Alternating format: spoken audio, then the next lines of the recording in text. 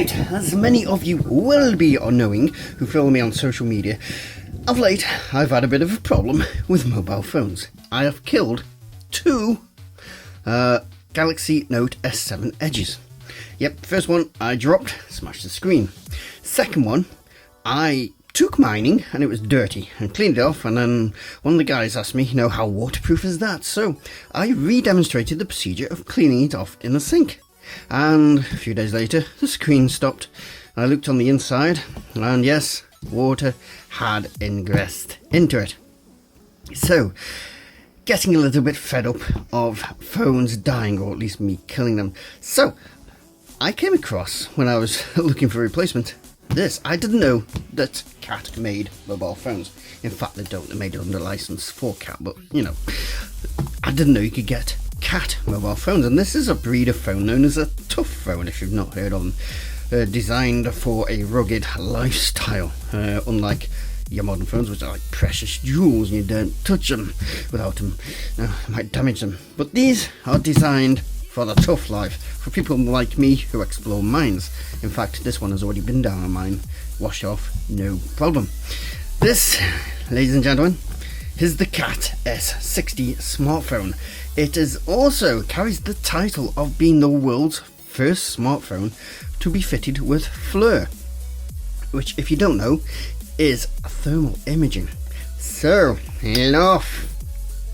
Let's get this thing looked at. First of all, as you have obviously noticed, it comes in this bright yellow caterpillar colour case. So you know you're buying a product from Cat, because it's the same colour as their bulldozers and stuff. So it's very nice, very simple case. Cat S60 built for it. Yes, this is a man phone. This is for men. This is a tough man. This is not for city dwellers. No. This is for rugged country types. Usual stuff. Nothing special on the outside now. Waterproof to 5 meters. Your other phones are going to get you down to 1 meter. This will get you down to 5. Ooh, yes. I will demonstrate that in a bit. But let's open it up. It's one of those lovely suction cases. Yeah, there we go. And the first thing we come across is the phone itself. Now, as I said, I have been using this. This originally came with this little cover that shows you some basics, but I've took that off. Also came with a screen protector, which I tried to put it on, but I couldn't get it on without bubbles, and that kicked my OCD off. And focus, thank you. And yes, so I removed that. Anyway, in the case, nothing too interesting, yet the Cat's own little charger.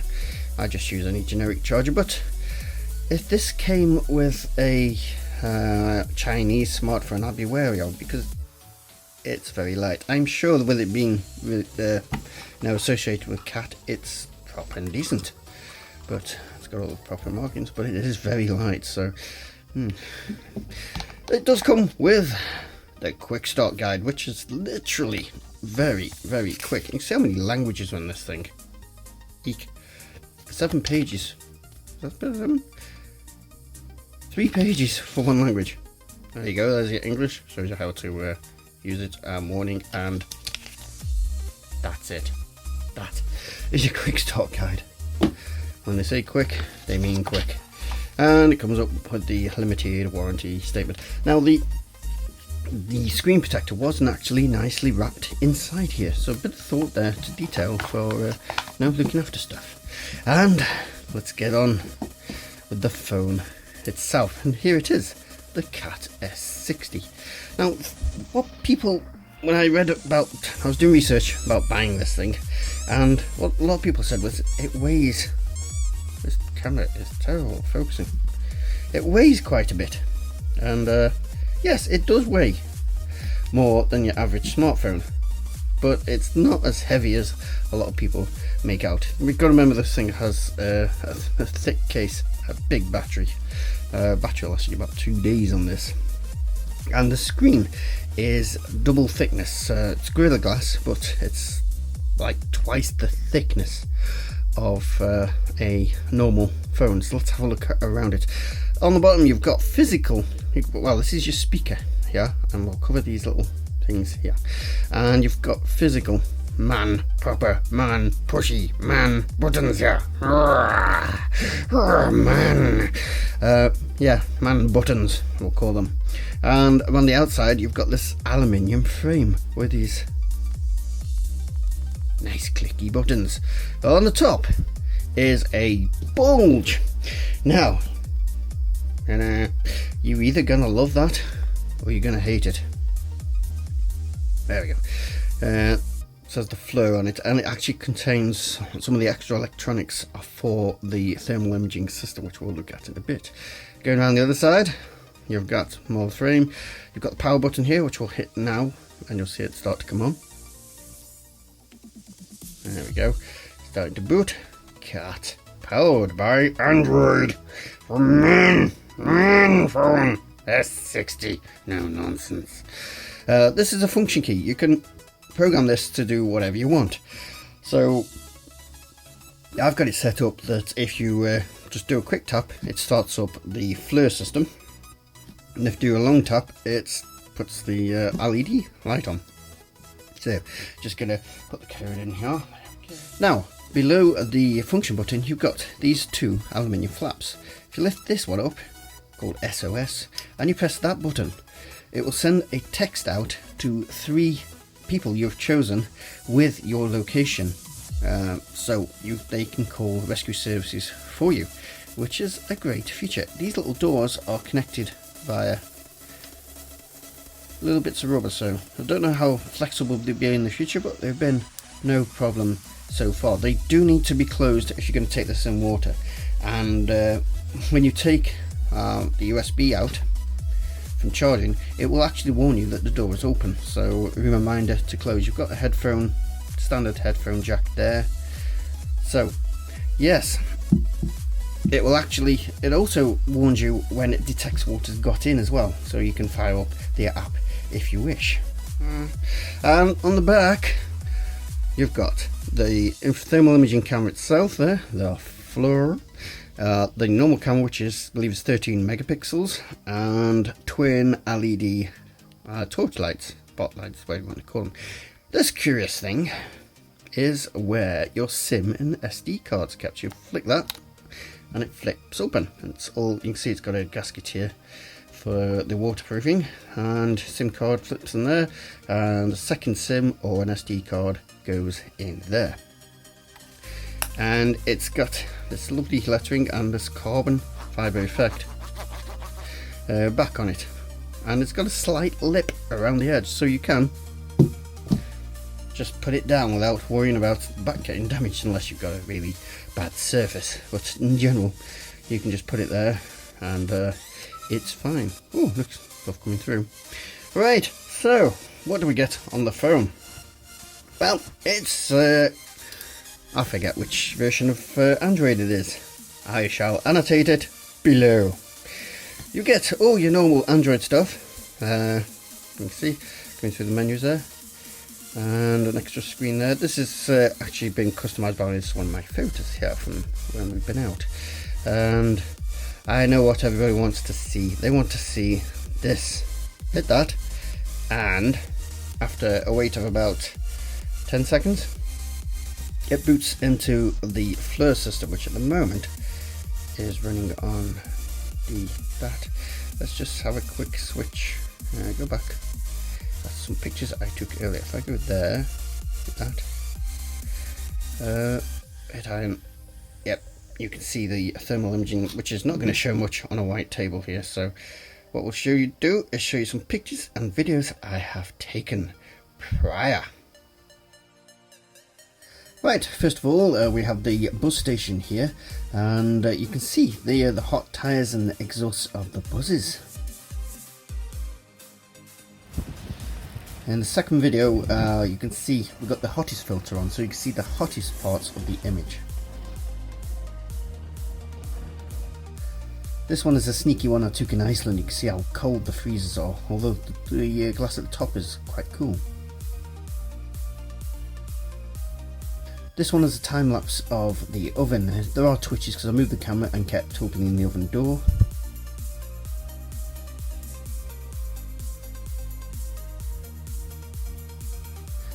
These are some of my mining friends. That's actually taken in the dark. And this one is a small entrance going into a cliff, and you can see how much cooler it is. Now, one thing with the Flir I want to look at is what you can do once you've already made a picture. So, if I zoom in there. Right, so we've got our picture here, and if I swipe down, you can see the original visual image to compare with. Isn't that cool?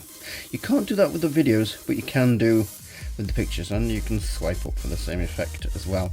Another thing you can do, if I zoom out slightly, see this little symbol here, and hit that, and just like when you are recording images, you can add spots, move them around, add all the different functions, the same as blink. There, and you can actually change the filter, so you can see the hottest. You can switch to boink coldest, which is obviously behind you because this is actually taken in a mine, and there you go. You can see all the different filters. So that is very good.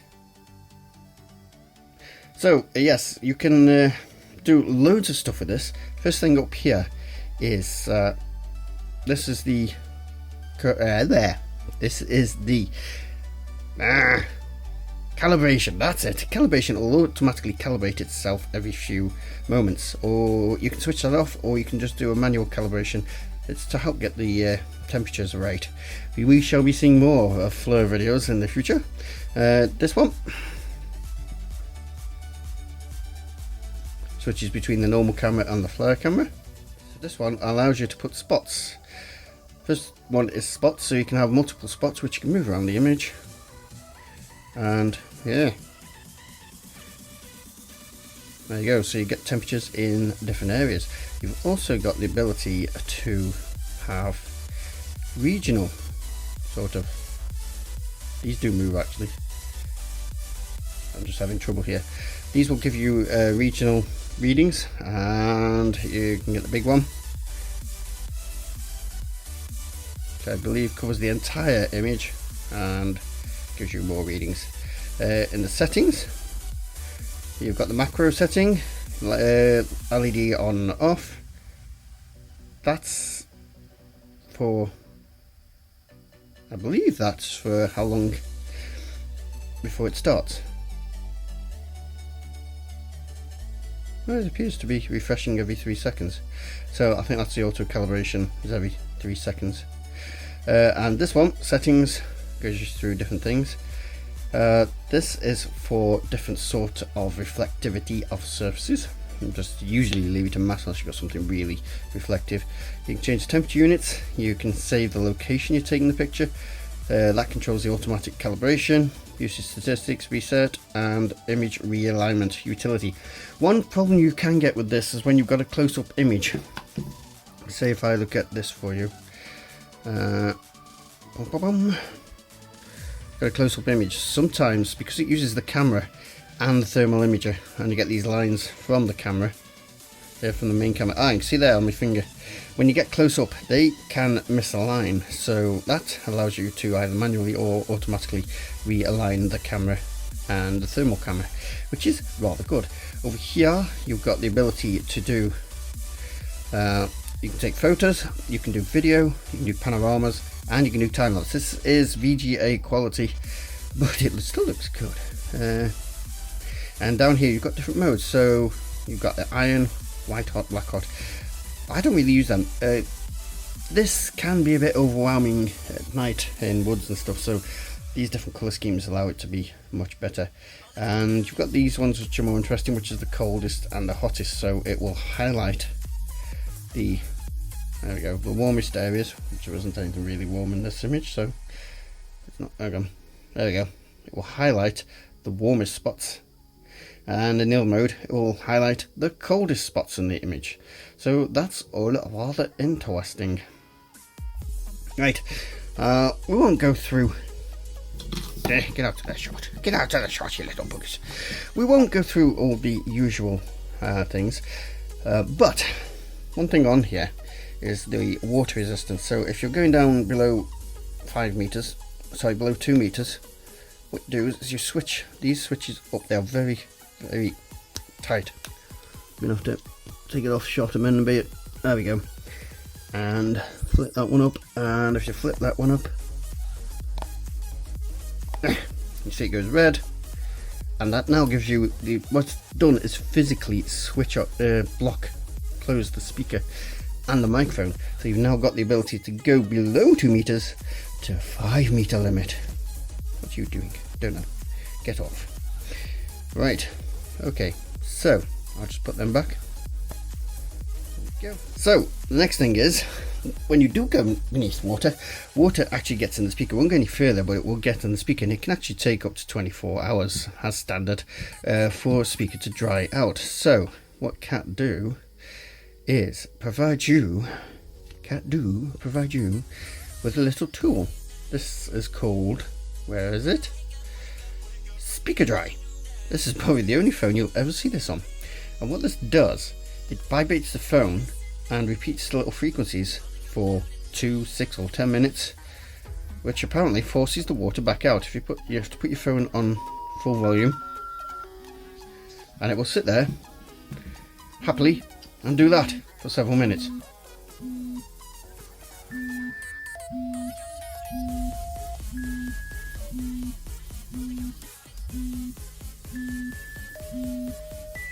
Now I suggest you face it downwards because that makes it easier to get the water out, but yeah, sit there happily doing that all day.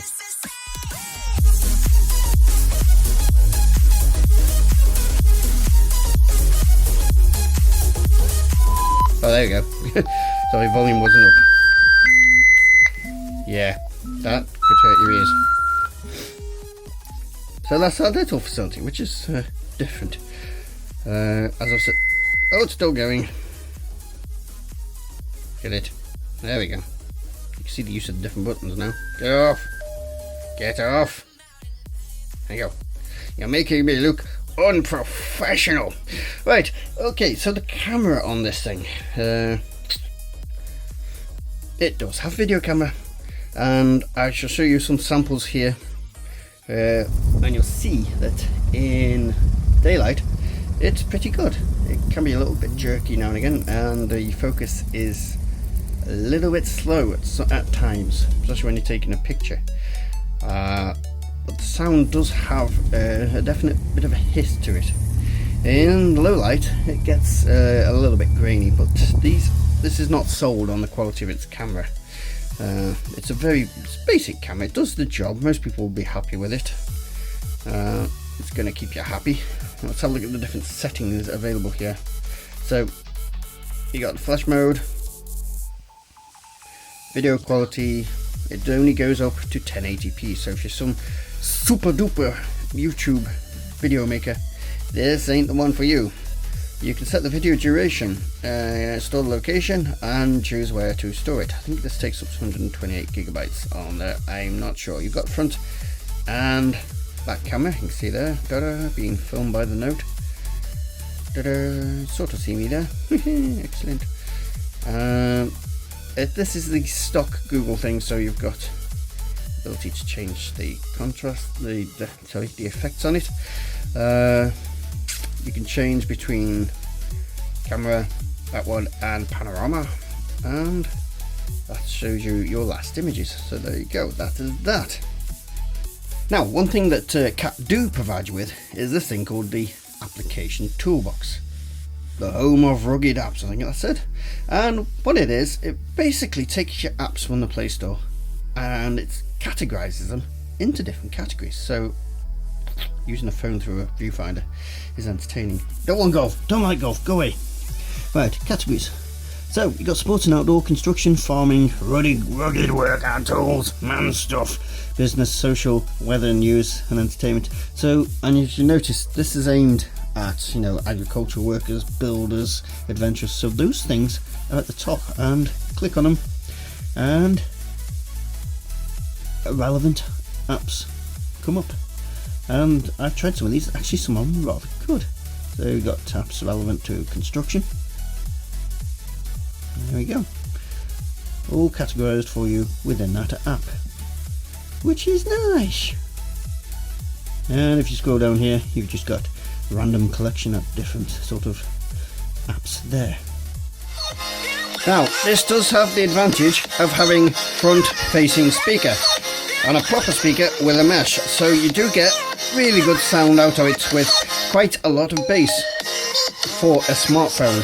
So that is rather good. You can see the volume controls there. So yes, it does have nice clear speakers and a lot of bass because of that big speaker there with proper grill instead of hiding it away. So that is a really good feature of this. Now, with general use, out of this you're going to get about 2 days of use. I have done this myself. But heavy use, we actually took this mine, we took videos, we took pictures, we were out there for 5 hours and it only dropped 15%. So it does have that big battery, so because it's designed for people going on expeditions and stuff, so it does have a huge battery life on it. One thing to note about this phone is that it only has a 720p screen, but as I said before, I had a Note 7 before this, and you really don't notice the difference under everyday use. It's perfectly clear. Oh, I've been mentioned. It's perfectly clear and it plays videos wonderfully. No problems with YouTube or anything like that. So if you're really fussed about having a 4K screen on a tiny device like this, then maybe a tough phone isn't the thing for you. But in the real world, you just ain't gonna notice the difference. It's ridiculous. Now, Cat market this as a tough phone, and I've seen normal smartphones survive being smashed against the corner of desks. So, this is a tough phone, so I would expect it to survive much harder than that. So, what do you think I'm going to do? Yes, we're going to test it on the corner of this radiator. So, which will win, the Cat phone or the radiator? Place your votes in the comments. 10, 9, bugger it. 5, 4, 3, 2, 1. What, you really think I'd do that to my own phone? Not a chance. Another thing about this phone is the phone call quality. Now, we've used it in a few locations where the Note 7, sorry, not Note 7, the Galaxy S7 Edge struggled to get reception, and this had absolutely no problem. So I don't know if it's just luck, but it does seem to have better reception than the Note 7 and better sound quality. The people I've phoned have said that this sound on this is much better. So in conclusion, the Cat phone, if you like your phones looking like jewels and you're not bothered about damaging them, then go and get yourself the latest Samsung. If you're the sort of person who goes into tough environments, or like me, you're clumsy, this may be the phone for you if you're not bothered about edge to edge and you don't mind the looks. And you've also got Flir, which in my case is handy because of doing thermal imaging for caves and mines and other geeky enjoyment stuff. So for me, this is ideal. It's built well, it's got a long battery. The video camera isn't the best, but you can compromise with this. And other than that, it's well built. If you threw this at somebody, it's going to kill them. So you can use it for self-defense as well. And it just looks different. Every smartphone these days has just become the same rectangular thing. So if you want to be somebody who's different and somebody who doesn't have to treat their mobile phone with gloves and stuff, then this is the phone for you. It's a man phone, and I like it. So if you've got any questions or comments about the phone or the video, then please leave them in the comments below. If you enjoy this sort of video, then please consider subscribing, and you can join us on our Facebook and Twitter and all social media. Links found down, go away. Links down, found links found down below. So, thank you very much. You need to quit being dirty.